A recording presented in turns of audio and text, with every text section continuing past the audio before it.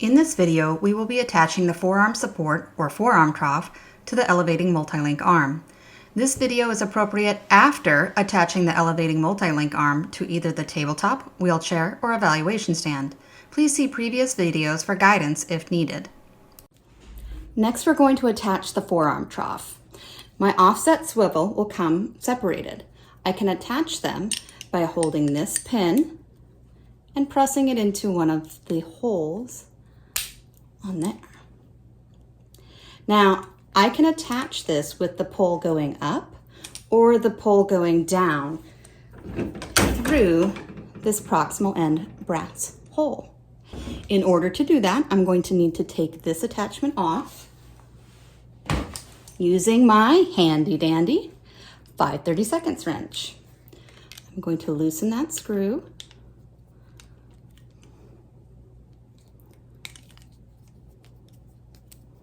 so that I can slide this off.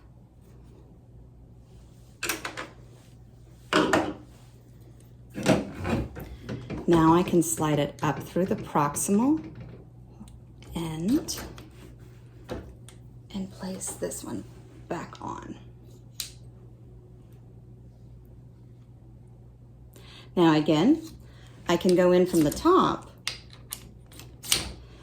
but if I have to have this sticking down, it can hit the table when the student and block them from getting too close to the table. So I like to put it in from the bottom up.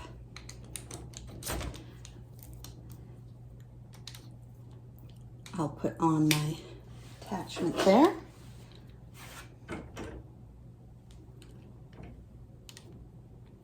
And I will tighten that down. I can tighten that down. All right.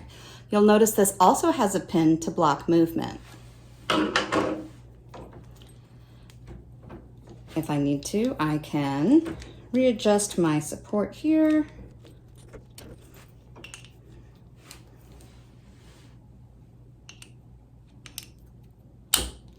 This can block the student from moving too far forward or too far back.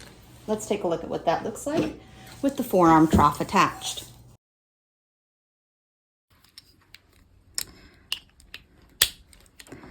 And then for our slide, here's our trough. I'm going to depress this button here to slide it. Leaving it in the middle is going to be more of a neutral position.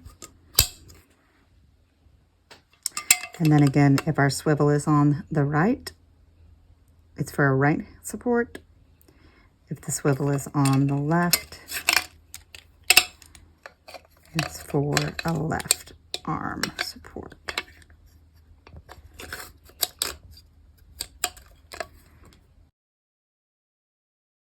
I'm going to press this button here to allow the forearm trough to slide through.